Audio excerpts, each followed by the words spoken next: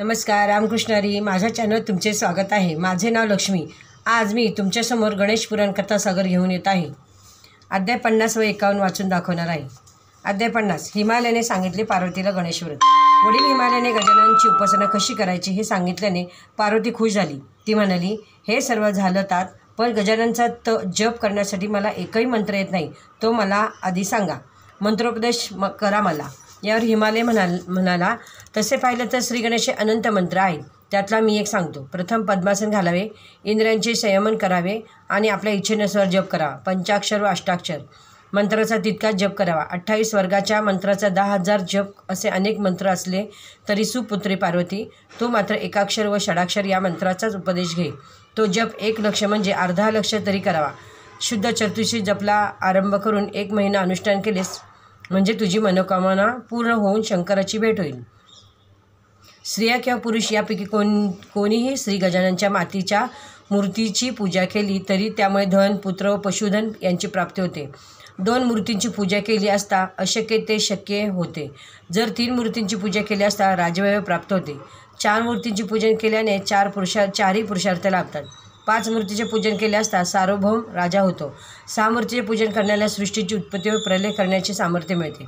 7, 8 व 9 मूर्त्यांची पूजा केल्यास सर्वज्ञ होऊन त्यास त्रिकाल ज्ञान प्राप्त होते. तसेच 10 मूर्तीचे पूजन केल्यास 33 कोटी देव सनकादी मुनीही वश होतात. 11 मूर्तींचे पूजन केल्यास 11 रुद्राचा स्वामी होतो. 12 मूर्तीचे पूजन केल्यास 12 दैत्यांवर अधिकार चालतो. 108 मूर्त्यांचे पूजन केल्यास त्याला कसलेही भय नाही किंवा त्याच्यावर कोणतेही संकट येत नाही. लक्ष मूर्तींची पूजा केल्यास शेवटचा मोक्ष मिळतो. कारागृहातून मुक्तता व्हावी अशी इच्छा असणाऱ्याने 5 मूर्तीचे रोज 5 वर्ष पूजन केल्यास महापापांचा नाश होतो. आयुष्यावर मातीच्या एका गजाननची पूजा केल्यास तो प्रत्यक्ष गजानन स्वरूप होतो आणि त्याच्या दर्शनाने सर्व विघ्ने नाहीशी होतात. आणि त्याच वेळी गजानन स्वरूप भक्ताचे पूजन केले असता श्री गजानन प्रसन्न होतो. ज्याला रोगाची बाधा असेल तर 3 मूर्तींची पूजा केली 9 दिवसात संपूर्ण रोगाचा नाश होतो. गणेश मूर्ती सुवर्णाची, रुपयाची, तांब्याची, काश्याची, मोतिकाची किंवा प्रवाळाची करून पूजा केली तर सिद्धी लवकर प्राप्त होते. भाद्रपद महिन्यात चतुर्थीला मोठ्या थाटाने गणेशोत्सव साजरा करावा. रात्री गायन वादन करावे. दुसऱ्या दिवशी प्रातःकाळी स्नान करून षोडोपचार गजाननचे पूजन करावे. होम करावा. नंतर पूर्णावती देऊन बलिदान करावे. मग होमाची समाप्ती करावी. होमाच्या दशांश तर्पण व तर्पणाच्या दशांश ब्राह्मण भोजन घालावे. दाम्पत्याचे पूजन करून त्यास वस्त्रे, भूषणे व दक्षिणा द्यावी. नंतर कुटुंबातील मंडळीसह आपण प्रसादाचे भोजन करावे.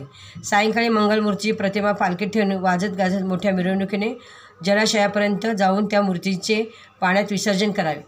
अध्याय 51. विनायक व्रत. पार्वतीच्या शंकाचे निरसन हिमालयाने केले तरीही राहिलेल्या शंकासाठी तो म्हणाला, कन्या पार्वती, आता मी तुला गणेश चतुर्थीचे महत्त्व सांगतो, ते तू ऐक. एक दिवस कैलासावर सर्व गणांसह शंकर महादेव बसले होते. तेव्हा कार्तिकेयाने विचारले, आत्तापर्यंत मी माझ्या कर्णाने अनेक कथामृतांचे श्रवण केले, पण मी काही तृप्त झालो नाही.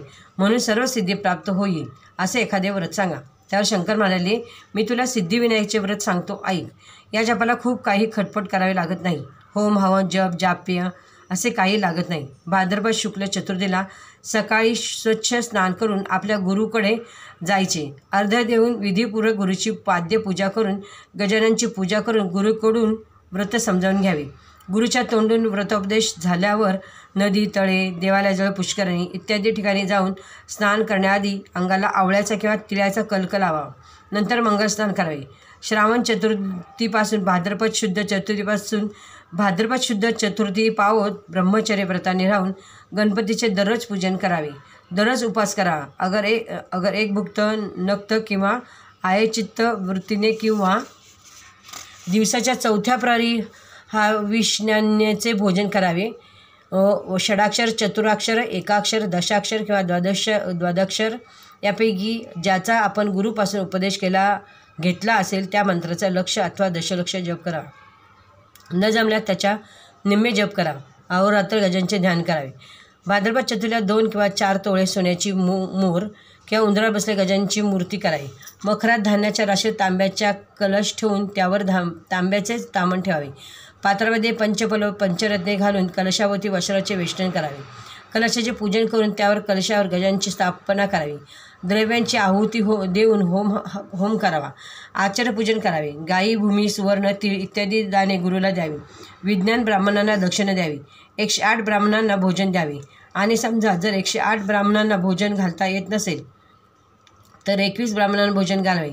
अन्नदान करावे. ब्राह्मणाचे भोजन झालं त्यांना विडा दक्षिणा देऊन त्यांचा आशीर्वाद घ्यावा. तसेच इतर मित्रमंडळींना, इतरांना, गोरगरिबांना अन्नदान करून मग स्वतः भोजन करून मौन स्वीकारावे. अशा रीतीने हे व्रत केले असता व्रतधारकास मुक्ती प्राप्त होते. यावर कार्तिकेय म्हणाला, हे महादेवा, हे व्रत इतर कोणी केले आहे का? त्यांना हे व्रताचे फळ कसे मिळाले ते सांगा. महादेव म्हणाले, ऐक कार्तिकेय, कर्दम नावाचा एक सम्राट होऊन गेला. पूर्वी तो सर्व पृथ्वीचे राज्य करीत होता.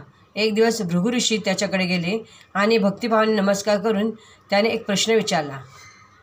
हे ऋषीवर्य, मी पूर्वजन्मी कोणते पुण्य केले होते त्यामुळे मला सर्व पृथ्वीचे राज्य करायला मिळाले? त्यावर भृगु ऋषी म्हणाले, पूर्वजन्मी तू एक अतिशय असा गरीब क्षत्रिय होतास. कुटुंबाचे पालनपोषण करण्यासाठी तू खूप उद्योगधंदे केलेस, परंतु त्यात तू असफल झालास. गरिबीमुळे बायका मुलेही तुला बोलू लागली, तुझी निंदा करू लागली. त्यामुळे वैतागून तू कोणाला न विचारता जंगलात निघून गेलास. जंगलात फिरत असताना तुला सौभरी ऋषी भेटले. तू त्यांना नमस्कार केलास. नंतर त्यांनी तुला दुःखी होण्याचे कारण विचारले. तू त्यांना तुझी परिस्थिती सांगितली. त्यावेळी त्यांनी वर गणेशाचे व्रत कर असे तुला सांगितले. रामकृष्ण हरी. तुम्हाला व्हिडिओ आवडल्यास लाईक करा, शेअर करा. रामकृष्ण हरी. धन्यवाद.